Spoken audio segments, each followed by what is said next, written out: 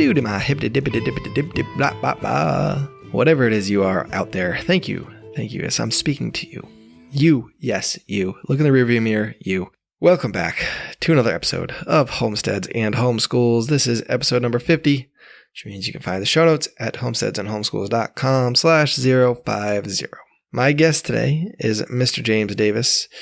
James used to host a podcast called One Free Family with his wife over on the Pax Libertas network. They no longer update it. It sounds like they don't have very many plans to do that, but who knows? Who knows? You know, we always come back to things. So maybe in a year or two, they'll find some more time to add to it. I don't know. But anyway, as you will hear in this interview, as James said, the information on that podcast is evergreen. So if you are not familiar with it, go listen to their archive because it is worth a listen. Anyway, I brought James on today to talk about peaceful parenting, what that is, and why we should consider it as parents. And even if you're not a parent, if you're just kind of a homeschooler and you're educating somebody else's kids, you work at a co-op or something, some things to consider. If you are a homesteader and you got some kids coming over to help out as a part of a project, some things to consider in there too. I think it's a great way to kind of look at every interaction we have as individuals, even adults. But I will quit talking for now, and I'll ramble on some more probably later. But for now, I'm done, and let's go sow those Liberty seeds with Mr. James Davis.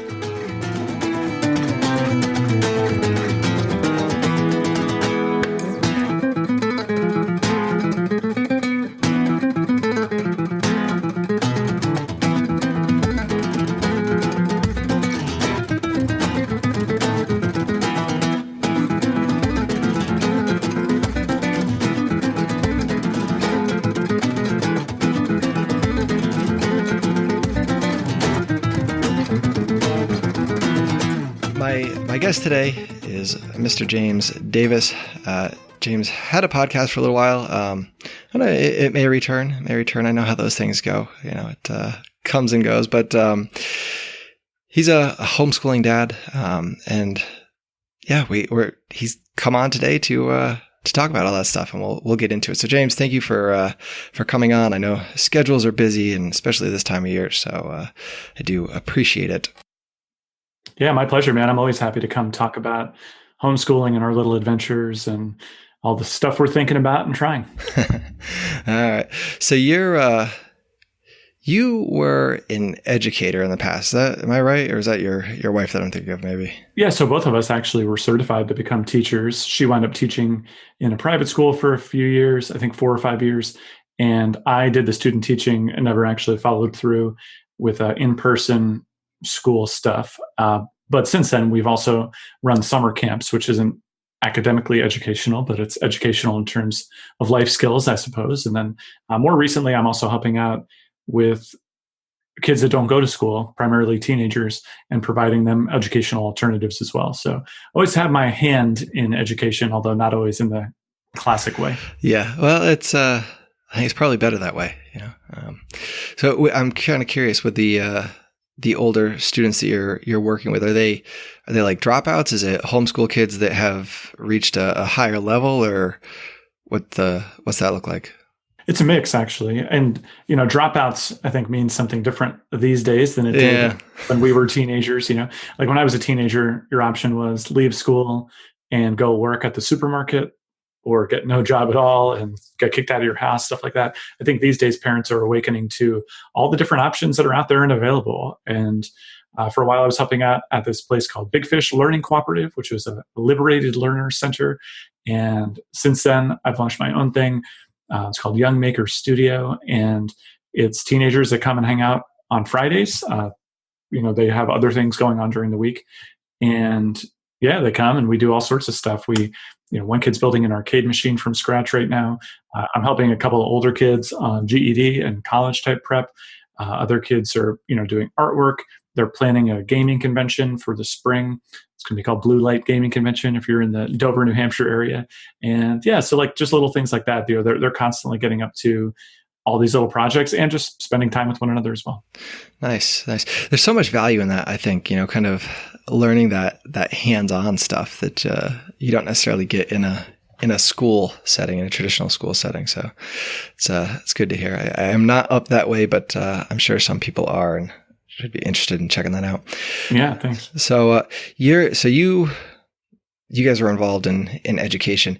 How long were you guys kind of in that field before you guys had kids? Was this? Yeah, my wife and I met working at summer camp in the late 90s, and we're always worked in and around children, mostly for the field of working with children. We worked at camp for a while, and then we would help out at after school programs. My wife taught for a while, and then we had our first son in 2010. So it was 11 years solid of working with kids in a pretty traditional capacity, I would say, before we had our own kid, and then that kind of turned everything on its head. So when your son was born, then were you guys on the homeschool wagon? Were you still kind of thinking that traditional school, he'll be off to kindergarten in 5 years, or? Yeah, pretty much. I mean, my wife was still teaching at the time. I remember one long discussion about public school versus private school. And it really wasn't until my wife brought this video home from her continuing education at the private school she was at.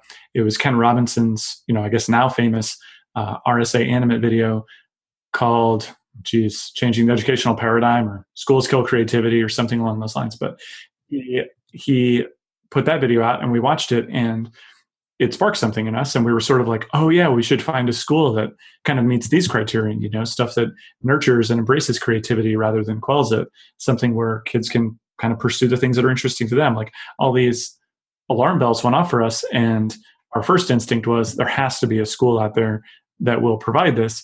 And we were in central New Jersey at the time. And without our knowledge, actually, there were some schools launching at the time there that did sort of try to address those issues, but nothing was even remotely close to our satisfaction then. And so, we looked around at things like Sudbury schools, other free schools, and any of them were going to require us to relocate. And so while we were already in the sort of relocation mindset, we also had the discussion around, well, what if we just took this into our own hands, and that once we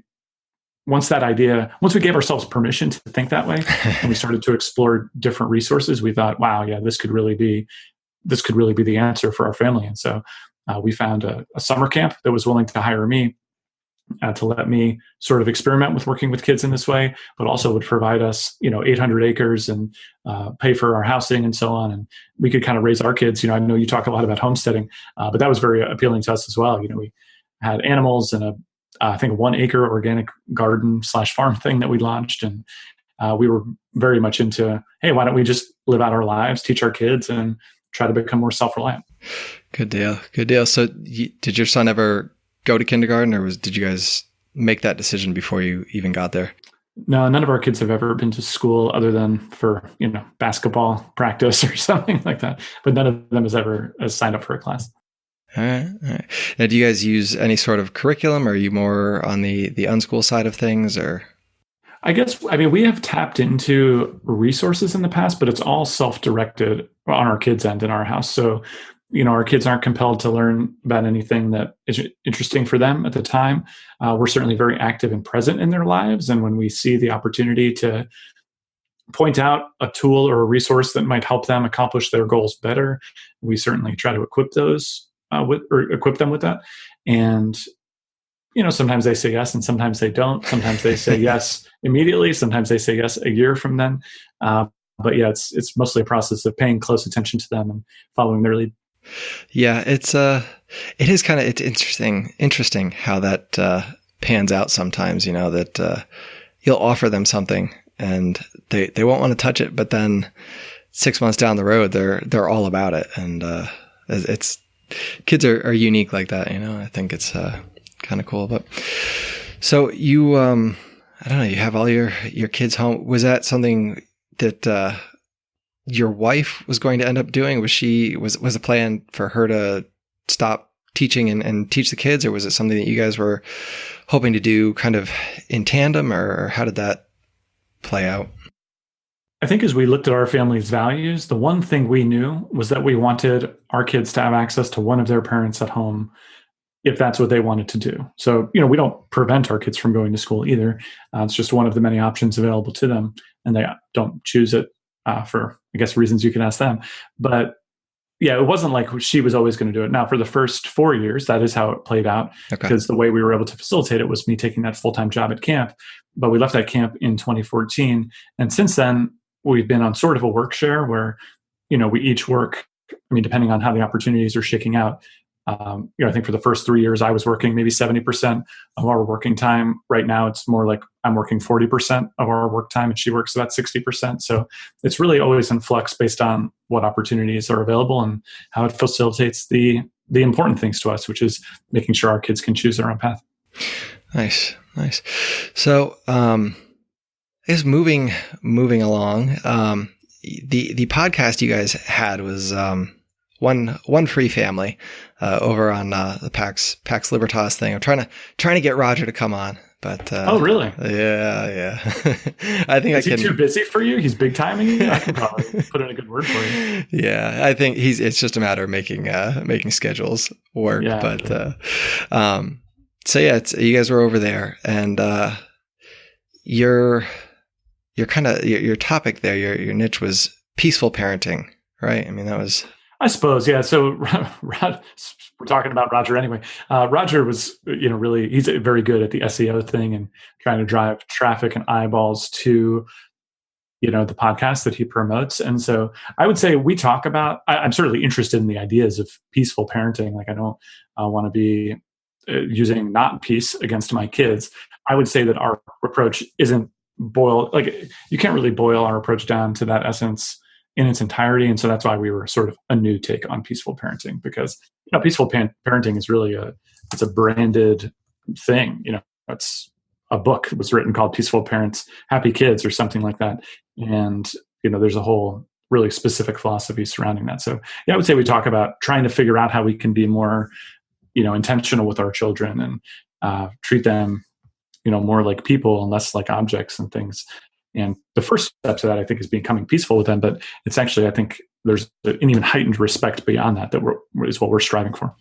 Yeah, I think that it's so. What is peaceful parenting then? If you had to try to distill it down for folks that didn't know, how would you describe it? I think the general approach to peaceful parenting is embodied by the idea that you want to help your children through life without, physical force, emotional coercion, and, it's a more connection-centered approach, I think, than the traditional paradigm. I think that, unfortunately, a lot of the peaceful parenting materials that are out there stop a little bit short for me, because I think inherent in any parenting model, there's going to be some implicit assumptions. And so, like one implicit assumption for many parents is this child must go to school, right? And if you start with the first principle that your child must go to school, and then you form your parenting philosophy around that, your parenting philosophy is going to look a lot differently than if you viewed that piece as negotiable as well. And I think because at that point, like I, for instance, with my children, I view eating as a non-negotiable, right? Mm-hmm. And so if my kid went on a hunger strike, I would do just about anything possible to ensure they were eating, because I believe that eating is necessary for life. A lot of people in the United States, and I suppose probably the whole world, view school as the same level of necessity. And I've seen parents make incredible sacrifices to their relationship, to the kids' happiness and well-being, to ensure that not only they attend school, but that they perform to a certain level once they're there.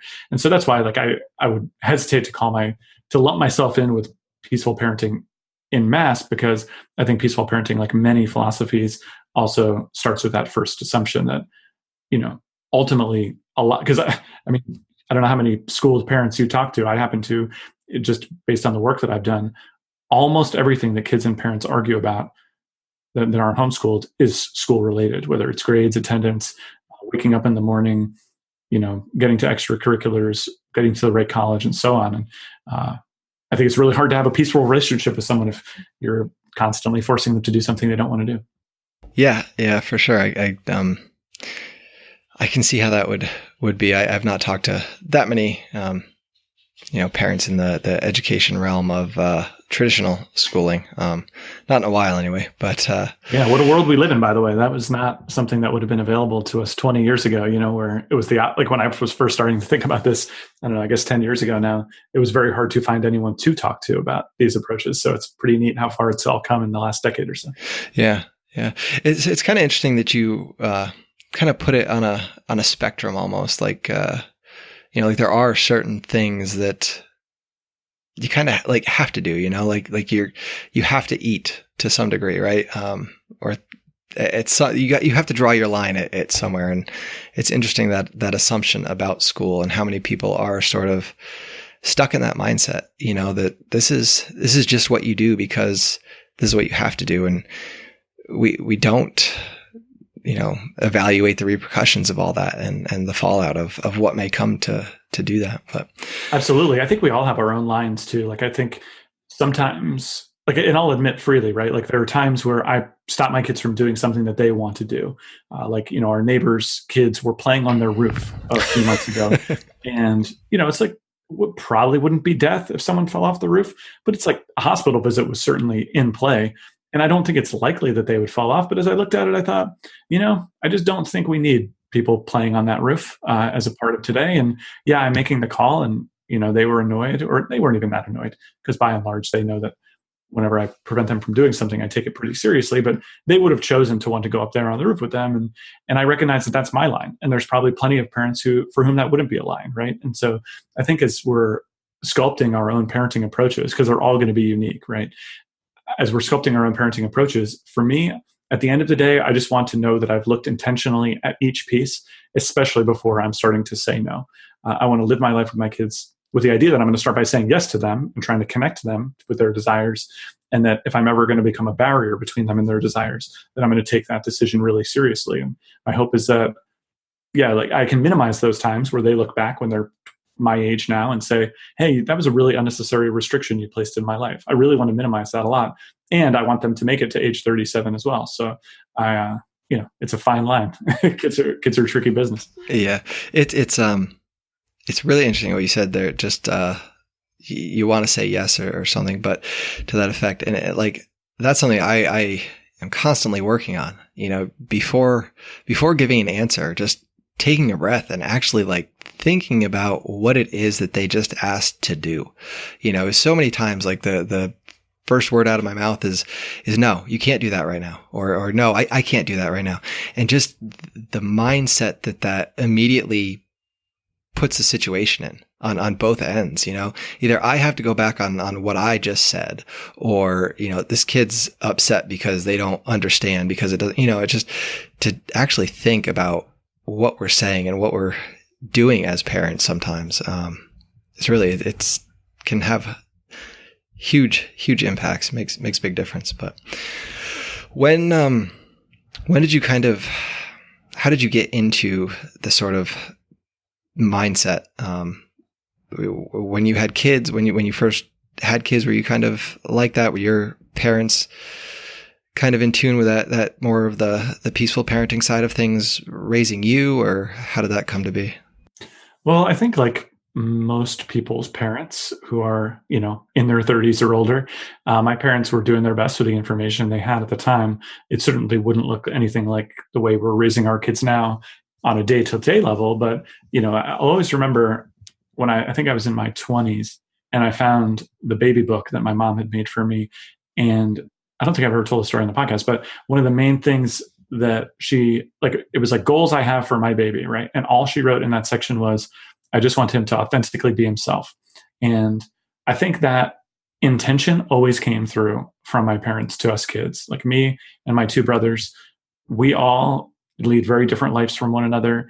I think we're all pretty much pursuing happiness the way it looks for us. I'm leading my weird sort of entrepreneurial life out here. I've got another brother who's a Buddhist monk who is, eschewed all his mortal possessions basically. And then another brother who's, like a big time business consultant who runs a whole, the West Coast branch of his firm and, makes 7-figure salary. Right. And so we're all doing these very different things. and we all love each other and get along. I will say that it didn't always feel that way when I was growing up. I think, again, and that's where you start on certain assumptions where it's all well and good to say, I hope my kid becomes whoever they want to be.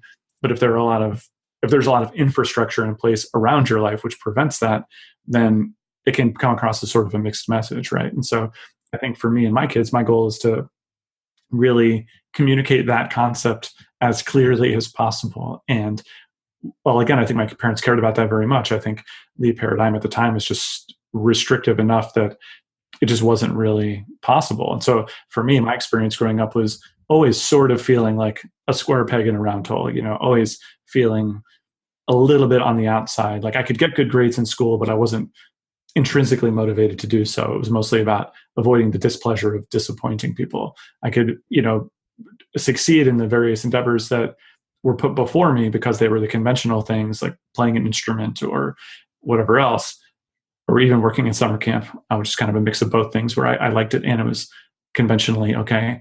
But I was kind of sneaking around in the background, going really deep on things that weren't as popular. Like I played poker for a living for 7 years after college, and that wasn't as well received, right? Even though it was something that was very important to me. So yeah, I was always treading this fine line between, hey, I can be whoever I want, and in the background, my inner voice telling me, and you really don't want to disappoint people. So I don't want my kids to live like there's some amount I think that's probably healthy of like, hey, I shouldn't I don't want to murder someone. That would be disappointing to them. I don't know. Right. Yeah. An example. Like there's some reason why it's okay to consider others. Let's put it that way. To consider others when you're making life decisions. But I didn't want that to be the whole reason my kids were making any decision. Yeah. I think it kind of, you can almost boil it down to, are my actions going to impact someone else in a, physically negative way? If I murder someone, like it's the fallout of that on their family, on their life, it's, but then you go down to your grades, and I could bomb this test and it's not going to hurt anybody, and that's my choice. But at the same time, like you have that in the back of your head. I don't want to disappoint these people. I don't, and so kind of making those lines, but yeah.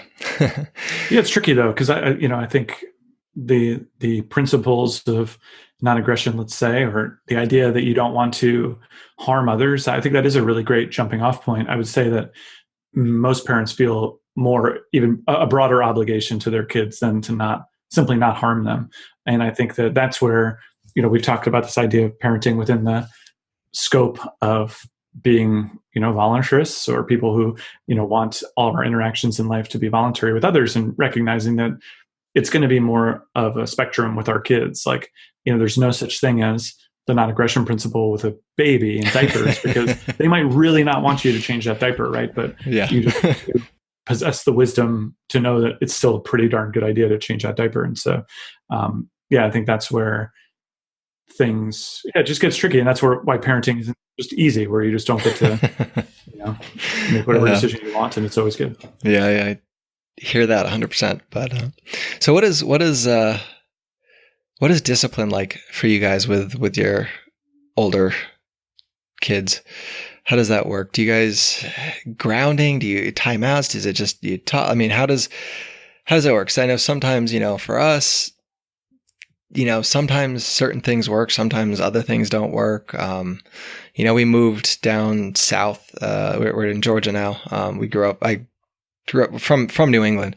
But down here, the corporal punishment thing is fairly standard. You sign a waiver at the public school saying, it's okay for the principal to do this. It's not okay for the principal to do this. So it's just this huge, just different paradigm of discipline. We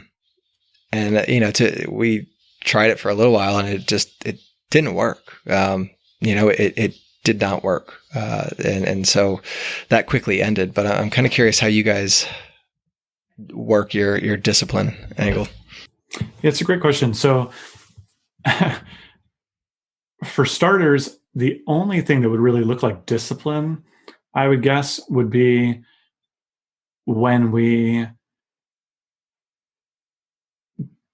Well, I'm trying to think because we don't do any pun. I mean, our kids have never been grounded. I've never said like, you're going to timeout. We don't do any spanking or anything like that. So like in terms of conventional discipline, that just doesn't really happen. I will say that in our family, sometimes if you are not meeting the expectations of the family, or if you're creating an unsafe environment for other people in the family, then you might be removed from a situation or asked to remove yourself from a situation. And I have like physically picked a kid up and carried them somewhere else when they didn't want me to, which probably felt a whole lot like discipline to them. But it was mostly because like, maybe they just kept it going after their brother, or they were really frustrated at some disappointing thing in their life. And they were slinging hard objects around the house or something like that. Right. So like sometimes things come up where you're like, yeah, this is not good. We don't want to do this. And you're creating an unsafe situation for us and our property and everything else. And so they will be removed until they can find a time to, basically it's up to them. It's like, well, you'll know when you're calmed down and you're ready to approach this conversation. And sometimes we will sort of require like, hey, we need to have a meeting of the minds about this before we reintroduce you into the group here, because that was a little bit of a scary situation for everyone. I will say that probably only happens, like I can't remember offhand the last time that happened. So I would guess 5 times total, maybe in the 10 years we've been parenting. But yeah, and because I think for the most part, like, I don't know. I mean, our kids are aware that ideas like grounding exist. And I think for the most part, they're pretty grateful that our approach doesn't look like that. And so they're often willing to work through things. The biggest, I guess, loss, if you want to call it that, like I can remember working with kids in a more conventional way in my early 20s and so on, is like when there's no threat of punishment, then it's more work for you, right? Because you can't just say, if you do this thing, then I'm going to create this bad thing in your life. Like when you take that tool away, you have to be a little bit more creative with discussions and negotiations and that kind of thing. But yeah. For sure. So is that what you guys do for the most part then? Kind of negotiate to some degree, or what do you use as that, I don't know, I don't want to say carrot, but that sort of, tool to elicit better behavior or correct, I don't want to say correct behavior, but safer behavior? Yeah. So I think kids, as soon as they're able to start comprehending logic, that you can sort of help them to understand that, like you can help them reflect on how they would feel if someone else were acting the same way they are, So in the case of a kid throwing hard objects around the house, you can point out, hey, do you remember how scared you were when you got hit in the head with a hard object 3 weeks ago or whatever? Or do you remember how unpleasant it was when your brother was screaming at the top of his lungs when we were all trying to just sit in the car driving wherever? And even if they're angry, like kids aren't always ready to hear that, right? They're not always going to be like, yes, Father, I understand what you're saying, and I'll change my behavior. But it's more about planting those seeds of, cooperative family actions and continued reminders over time. Because I think, what the science has sort of shown on trying to create incentives for your kids, like in sort of a manufactured way, where you say, if you do this, if you yell in the car, it's 5 minutes timeout when we get home, then that can actually be pretty effective for curbing yelling in the car. But it's not exactly effective in helping the child to understand why it's not okay to yell in the car. And I think that really resonates with me where, I can remember being punished or getting in trouble when I was a kid.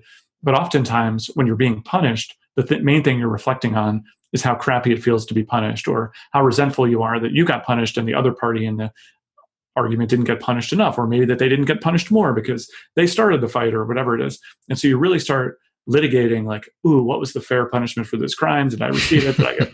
And you're focusing on everything except what were the actual consequences of my actions? We had a situation in the house the other day where one of my sons was playing a video game and got very angry at the result, lost or whatever, and moved forward and backwards in his chair really fast and kind of slammed his hand on the table, and he knocked his little brother over, and the little brother's crying and knocked over his bowl of chips. It was a really sad situation, and we didn't need to send him to timeout because he felt terrible about it, right? Like he's a human. He has empathetic feelings for others. And seeing that mess on the floor and the crying brother, like he stopped playing his game and checked in. And when I came in, I certainly pointed out, like, yeah, we've talked about the moving fast in the chair before. And like this, you've always wondered what could happen. Like this is the type of thing that can happen. And he was like, oh, I see. So even though I had mentioned it 20 times in the past, seeing the actual effects of it, I think that time, I think it will stick now, I guess is my point. Yeah, teaching kids empathy, I think, is like, if you could do anything for your children, I think it's that, being able to, that cliche, walking in someone else's shoes, and that's one thing I remember from childhood, being able to kind of moderate my behavior, because it's someone else. If this was someone else, they wouldn't like it. They're not going to like that. And so it's always a struggle, I guess, with our kids. Sometimes our oldest one is fairly strong-willed, and he would have been happy being an only child. So but we're working. Yeah, well, I think the other thing about punishments that I've observed too is that, like, especially, I think I learned this most when I was working in camps, and sometimes we would work with kids from really tough environments, like maybe they've been abused in the past, or maybe they're in a single parent household in a really tough city or something like that. And at the camp I grew up, we had all manner of punishments, right? I mean, not like terrible ones, but like certainly removed from the group, or you'll be sent home, or I'm going to call your parents and tell them how naughty you've been. And for like the quote unquote good kids or whatever, like that for the most part seemed to provide enough incentive to change behavior. But eventually you will reach a point with a child where they say, I don't care about your stupid punishment, like, cool, go ahead. Spank me, hit me, do whatever. Like, you don't know what I've been through. You don't know. And so you're putting them in a position where they're making an economic decision. It's like, will the rewards of this behavior outweigh the potential risks of getting caught? And whether they would put it that way or not, I've seen kids do that math. And on the flip side, what we're trying to do is say, like, okay, instead of having them try to calculate, like, kind of sociopathically, like, can I get away with this? And if I do, I get caught. It's more like helping, a quote that I think Taylor brought to me one time was, your voice becomes their inner voice. And I don't want my kids to not murder others because they're worried about going to jail. I want them to not do it because they realize it's wrong, right?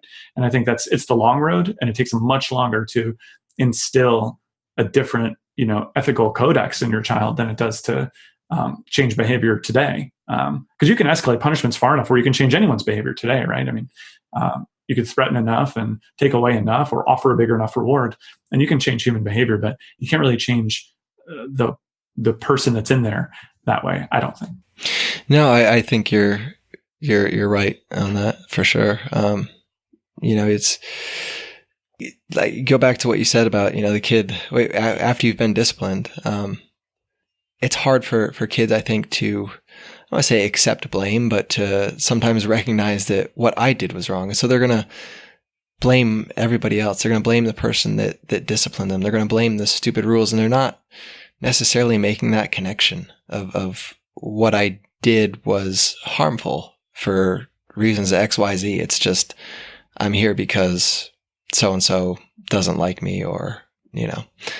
And I think kids for the most part will, like, just think about the people in adulthood. They don't really run around hitting people. They don't generally scream in cars or on buses, outside of extreme outliers. And so I think the other sort of trick we can play on ourselves as parents, especially people that are generally good at stuff in life, is we can play a trick and think that it's actually us that is the only thing standing between our child and becoming a good person someday, or not hitting or not biting or whatever. And it's like, no, 18-year-olds just don't bite. That's just not something they do. And so, yeah, we could have punishments for a biting 2-year-old, but like, they're going to stop biting eventually anyway. So what am I gaining from this? And that's where I think, like, I wouldn't exclude the idea of punishments altogether, because, you always, speaking in absolutes is a good way to make yourself look silly eventually. But I think that for the most part, outside of seriously dangerous behavior where it's like not life or death, but like serious injury, away from like, this needs to stop now, this is an emergency. I think outside of that, punishments are oftentimes a rain dance. It's like, yeah, I can do this. And then the behavior goes away. See, it was because of what I did. It's like, nah, not necessarily. Like it could have just been the fact that the whole world is sending them signals. They never see anyone hitting anyone else in public. They never see anyone biting or scratching or, yelling swear words in public. And so they just adapt to that because that's what humans do. Yeah. Yeah. There's a lot to that, the sort of implicit societal rules that you live in, that you get to witness and take in when you just go to the grocery store or wherever, Right. They do. They learn from that. But all right. Well, I don't know. I appreciate your time. What do you think was the hardest part, or trying to employ this sort of method or this ideology or this lifestyle? What's been the most difficult thing, you think?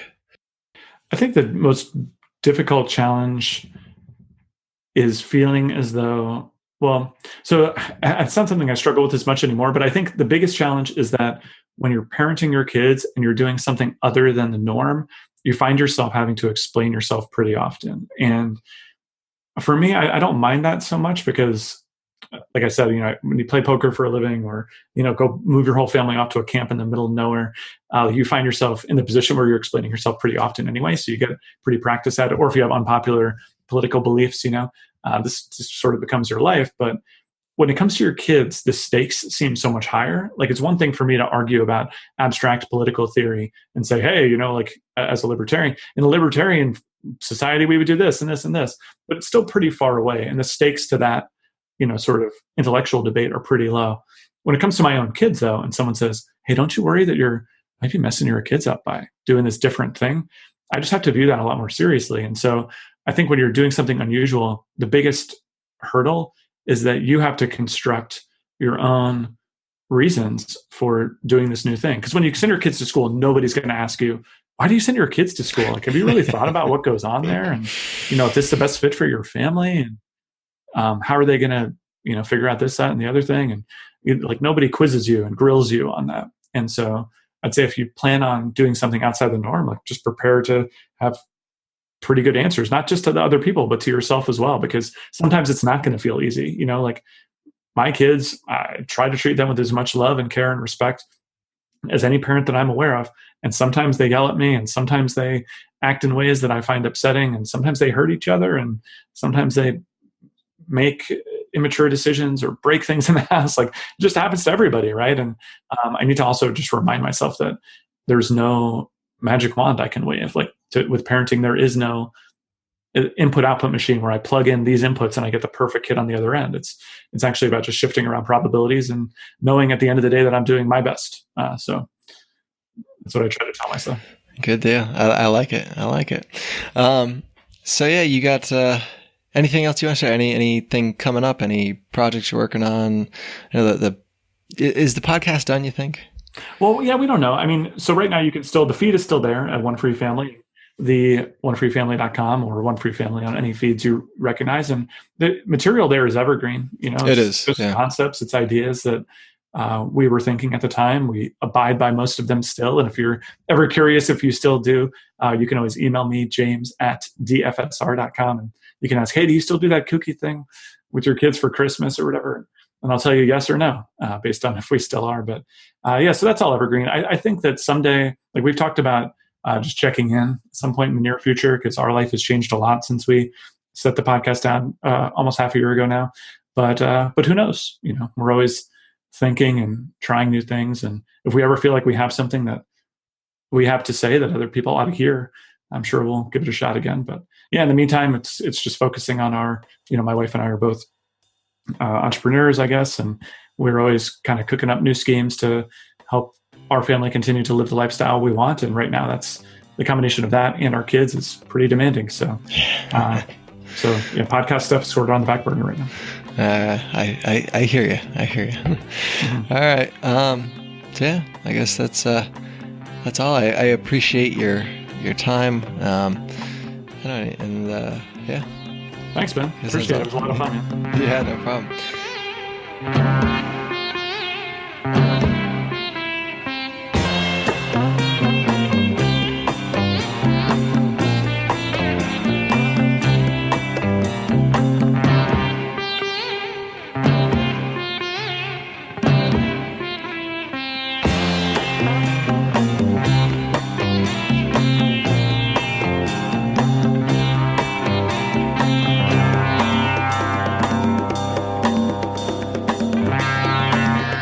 All right, back. So that was a little bit about peaceful parenting.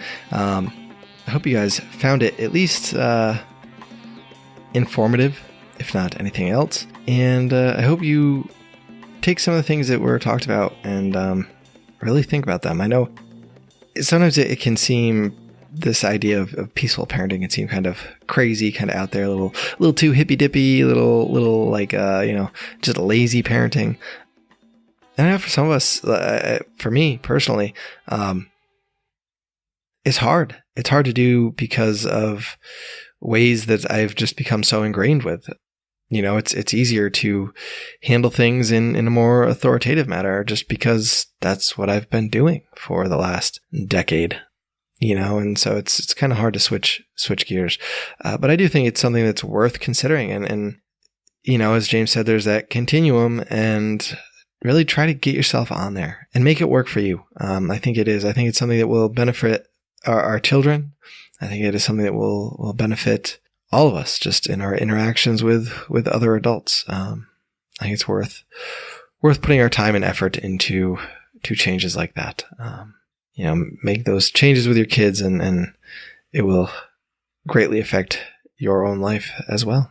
Anyway, folks, that's all for that. If there's questions that you have that didn't get answered, shoot them my way. homesteadsandhomeschools@gmail.com.